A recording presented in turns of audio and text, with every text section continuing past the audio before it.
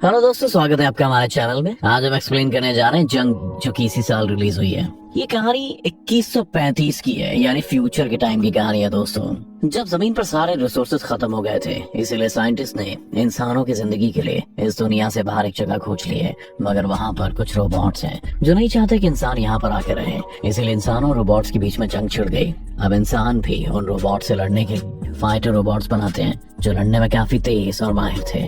लेकिन इसके बाद क्या होगा, ये हमें इस कहानी में पता चलेगा दोस्तों।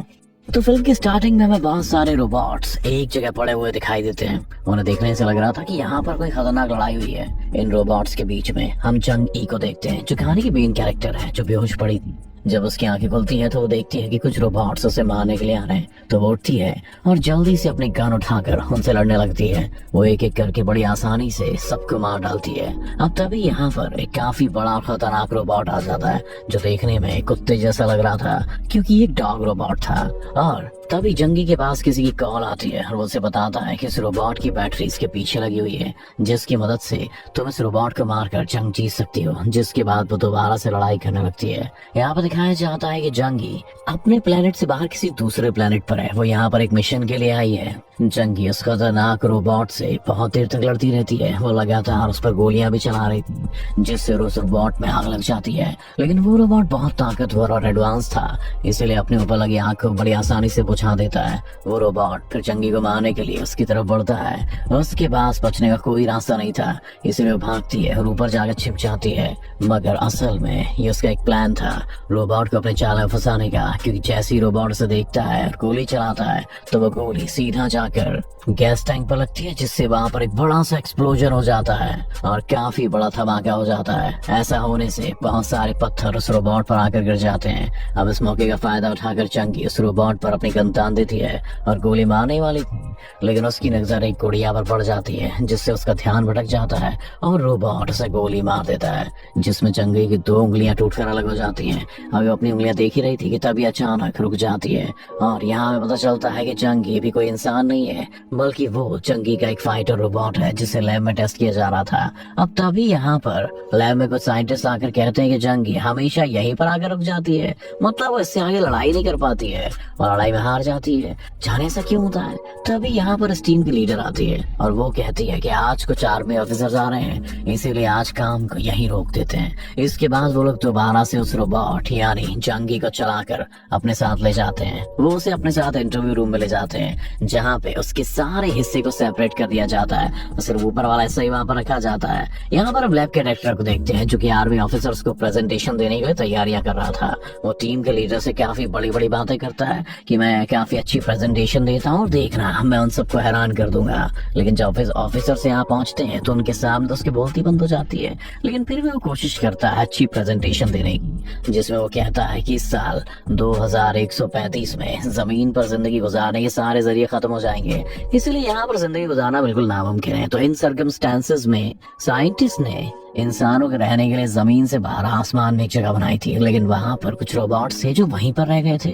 वो बगावत पर उतर है। वो नहीं चाहते कि इंसान यहाँ पर आए कब्जा कर लें और यहाँ के रिसोर्सेज खत्म कर डालें, इसीलिए इंसान और रोबोट्स के बीच में एक वॉर छिड़ गई, यानी डेंजरस वॉर। और इस जंग का नाम था एड्रियन वॉर। अब रोबोट से लड़ने के लिए लैब में जो फाइटर रोबोट्स टेस्ट करके बनाए गए थे वो लड़ने लग गए। अब ये भी पता चलता है कि ये जंग बहुत सारे सालों से चल रही, कोई अभी से नहीं चल रही है। और इस एड्रियन वॉर में कोरिया की तरफ से जंगी एक काफी अच्छी फाइटर थी, वो बहुत ही ब्रेव थी। उसने कई सारे बैटल जीते थे, लेकिन एक बैटल में वो इंजर्ड हो गई थी और इतनी कि कोमा में चली जाती है। जिसके बाद लैब ने उसके दिमाग का सारा डेटा डाउनलोड करके उसके जैसा ही एक रोबोट बना दिया जो फाइट करता है, जिसे शुरुआत में हमने देख लिया है। इस प्रोजेक्ट का नाम था जंगी प्रोजेक्ट। अब तभी आर्मी ऑफिसर बताती है कि जंगी अपना आखिरी मिशन अगर पूरा कर ली थी, मतलब ये कोमा में जाने से पहले वाला, तो ये एड्रियन का वॉर कई साल पहले ही खत्म हो जाता। लेकिन क्योंकि वॉर खत्म नहीं हुई, तब से लेके आज तक ऐसे ही चलती आ रही है। और आगे वो ये भी कहती है कि जंगी रोबोट से अभी लड़ाई कैसे करेगी, क्योंकि वो तो अपने टेस्ट से ही बाहर नहीं आ पा रही है।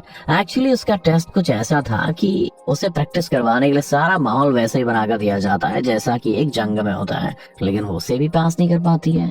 और प्रेजेंटेशन के बाद हम डायरेक्टर को देखते हैं, जो कि बहुत खुश है। वो अपने लीडर को बोलता है कि प्रेजेंटेशन तो बहुत बढ़िया रही। अगर आर्मी ऑफिसर्स को हमारे फाइटर रोबोट्स पसंद आ गए और उन्होंने टेस्ट पास कर लिया, तो आर्मी हमें ग्रीन सिग्नल दे देगी। मतलब इन रोबोट्स को वॉर में और हमारी आर्मी में भी शामिल कर लेंगे। लीडर उसे बताता है कि ये प्रोजेक्ट प्रेसिडेंट की परमिशन से शुरू होगा और आज वो हमारे लैब में आने भी वाले हैं। इसके बाद लीडर एक रोबोट का इंटरव्यू लेने के लिए चली जाती है। वो रोबोट सब कुछ बिल्कुल जंगी की तरह ही कर रही थी, क्योंकि उसके दिमाग में जंगी का ही डेटा अपलोड किया गया था। फिर डेटा को बाहर निकालने के बाद उस रोबोट को तोड़ दिया जाता है। अब यहाँ पर वो लीडर अपने साथ काम करने वाले आदमी को बहुत ही इंपॉर्टेंट जानकारी देती है। वो कहती है कि असल में जंगी मेरी माँ थी और वो मेरी ही वजह से हर वॉर में जाया करती थी, क्योंकि बचपन में मुझे लंग कैंसर हो गया था।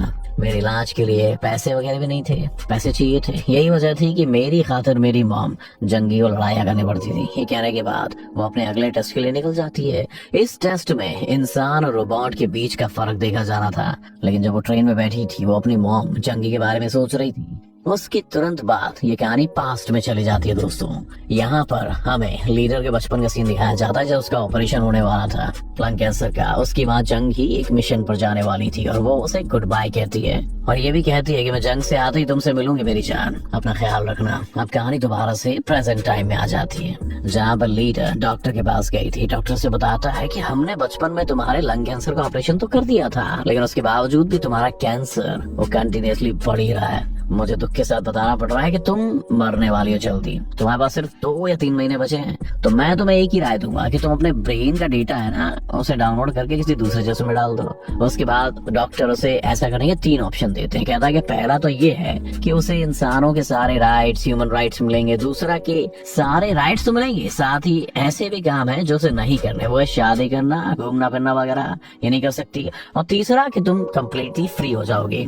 वो इस ऑप्शन को लेकर अपना डेटा किसी कंपनी को भी दे सकती है, लेकिन इसमें उसे इंसान नहीं समझा जाएगा। उसके डेटा को इस्तेमाल करने में कोई रेस्ट्रिक्शंस भी नहीं लगाए जाएंगे। गवर्नमेंट भी इस डेटा को यूज करेगी, बदले में ऐसे इंसान को पैसे भी दिए जाएंगे। अब जब लीडर वहां से निकल लेती है तो पता चलता है कि वो डॉक्टर भी खुद एक रोबोट है। उसके बाद कहानी फिर पास्ट में चली जाती है, जहाँ पर ये लैब वाले जंगी की मॉम यानी लीडर की नानी को एक एग्रीमेंट के बारे में बताते हैं। कहते हैं कि आप इस एग्रीमेंट पर साइन कर दो। एग्रीमेंट में ये था कि जंगी के दिमाग के डेटा को हम इस्तेमाल करके एक ऐसी चीज, ऐसा रोबोट बनाए जो बहुत ही पावरफुल होगा, जिसके बाद वो एड्रियन जंग में इतना लड़ेगा कि खुद को साबित कर देगा और ये वॉर खत्म हो जाएगी। साथ ही ये लोग जंगी की बेटी यानी उस लीडर की पढ़ाई के लिए खर्चा भी उठाएंगे। ये सुनकर जंगी की मॉम मजबूरी में बेचारी इस एग्रीमेंट में साइन कर देती। क्या करे, पैसे के लिए लोग क्या क्या नहीं करते। इसके बाद दोबारा से कहानी फ्लैशबैक से वापस आ जाती है प्रेजेंट टाइम में, जहाँ पर एक बार फिर से जंगी के रोबोट पर टेस्टिंग चल रही थी। यहाँ पर डायरेक्टर जंगी के पैर पर गोली मारने का कहती है, क्योंकि वो एक्चुअली उसके दिमाग से वो डेटा निकालना चाहते थे। जब जंगी बहुत बहादुर थी, ब्रेव थी और वॉर में लड़ रही थी, अपनी पावर का फुल यूज कर रही थी एज अ फाइटर। अब इस टाइम जो टेस्ट हो रहा था उस टाइम का वो ऐसा काम करने लग जाता है दोस्तों, जिस पर ये लोग इतने टाइम से काम कर रहे थे, जो पहले कभी भी नहीं चला था। जिसे देखकर डायरेक्टर की बाँछें खिल जाती हैं, वो खुश हो जाते हैं और उस पर येलो मार्क लगा देते हैं। अगले दिन लीडर और डायरेक्टर इस लैब के मेन ऑफिस जाते हैं, क्योंकि आज प्रेसिडेंट के साथ इनकी मीटिंग जो थी। यहाँ आने के बाद इन्हें पता चलता है कि आज प्रेसिडेंट यहाँ पे आएंगे ही नहीं, प्रेसिडेंट है भैया, मूड हुआ नहीं है। इतने टाइम में एक ऑफिसर उनके पास में आती है और डायरेक्टर को यही बताती है कि आज प्रेसिडेंट साहब नहीं आएंगे, तो आप अपनी रिपोर्ट जो है मुझे दिखा दीजिए, मैं प्रेसिडेंट को बता दूंगी। उसके बाद ये लोग अपने लैब के लिए निकल लेते हैं। यहाँ पर आकर उन्हें पता चलता है कि प्रेसिडेंट तो यहीं पर आए हुए हैं। इसको जानकर दोनों प्रेसिडेंट से बात करने के लिए जाते हैं। तभी अचानक से डायरेक्टर रुक जाता है और वो फ्रीज हो गया था, जैसे ही बिल्कुल चमक गया। यहाँ पर हमें पता चलता है कि डायरेक्टर खुद भी एक रोबोट ही है। इसके बाद ये लोग प्रेसिडेंट के पास जाते हैं, उन्हें बताते हैं कि मुझे खबर मिली है कि एड्रियन वॉर खत्म होने वाला है, तो जाहिर है कि हमें लड़ने के लिए हथियार और फाइटर रोबोट्स की अब कोई फाइट करने की जरूरत ही नहीं है, तो अब तुम लोग भी जल्द से जल्द इस जंग को बंद कर दो। आगे वो कहती है कि अब हमें कुछ घरेलू रोबोट्स बनाने चाहिए जो लोगों के साथ घरों में काम करें, क्योंकि वही ऐसे रोबोट्स होंगे जो असली जिंदगी में काम आएंगे, जंग वालों को क्या काम। इसके बाद वो लीडर को बताती है कि काफी साल पहले मैंने अपने दिमाग के डेटा की मदद से एक रोबोट बनाया था, जो कोई और नहीं बल्कि ये डायरेक्टर ही है। यानी ये डायरेक्टर प्रेसिडेंट का बना एक रोबोट है। इसके बाद प्रेसिडेंट अपने डायरेक्टर वाले रोबोट को चलाकर वहाँ से चले जाते हैं, यानी एक्टिवेट करके। इसके बाद ये लोग दोबारा से अपना टेस्ट लेने लगते हैं, जहाँ जंगी हर बार की तरह फिर वहीं आकर रुक जाती है, जिसे देखकर प्रेसिडेंट को बहुत गुस्सा आता है, क्योंकि इतनी कोशिशों के बावजूद भी जंगी रोबोट इस टेस्ट को पास क्यों नहीं कर पा रही यार। फिर ये लोग जंगी रोबोट को इंटरव्यू वाले कमरे में ले जाते हैं, जहाँ पर आकर डायरेक्टर जंगी का एक हाथ काटने को कहता है। क्योंकि वो ये चेक करना चाह रहा था कि उसके दिमाग का वो येलो वाला हिस्सा काम कर रहा है या नहीं कर रहा है। इसके बाद वो अंदर जाकर उसकी टांग पर बहुत सारी गोलियां मार देता है और इस जंगी रोबोट को दोबारा से एक्टिवेट करने को कहता है, मतलब चिल्लाने को। लेकिन क्योंकि इस रोबोट का सारा कंट्रोल लीडर के पास था तो उसे एक्टिवेट ही नहीं करती। डायरेक्टर बहुत नाराज हो जाता है। वो लीडर को अपनी गन तान देता है और धमकाने लगता है उसे कि करो भैया एक्टिवेट। लेकिन इतनी देर में यहाँ पर एक ऑफिसर भी आकर बताती है कि तुमने प्रेसिडेंट ने अपने मेन ऑफिस में बुलाया भाई साहब। तो वो वहां से चला जाता है गुस्से में। उसके जाने के बाद लीडर अपने साथियों को कहती है कि मैं जल्द से जल्द इस प्रोजेक्ट को छोड़ दूंगी। इसके बाद आप लोग इसका सारा डेटा मुझे लैब में लाकर दे दीजिएगा। कुछ देर के बाद जब वो लैब में डेटा लेने जाती है तो देखकर काफी चौंक जाती है कि चंगी का एक और नया रोबोट बन गया है जो बहुत ही गंदा है, जिसे देखकर लीडर को इतना गुस्सा आ गया था कि वो इस रोबोट को बनाने वाले आदमी पर हमला करके उसे मारने लगती है। तब आदमी बताता है कि वाला रोबोट तो बिल्कुल फ्री है, मतलब हम इसे किसी को भी बेच सकते हैं क्योंकि कंपनी ने इसके लिए तीसरे ऑप्शन को चुना है, मतलब वो इसे किसी को भी बेच सकते हैं, ऐसा राइट है उनके पास, तुम्हारी रानी का साइन किया हुआ। इसके बाद वो उसे छोड़कर वहां से चली जाती है और फिर इंटरव्यू वाले कमरे में आती है और चंगी के रोबोट से बात करने की कोशिश करती है।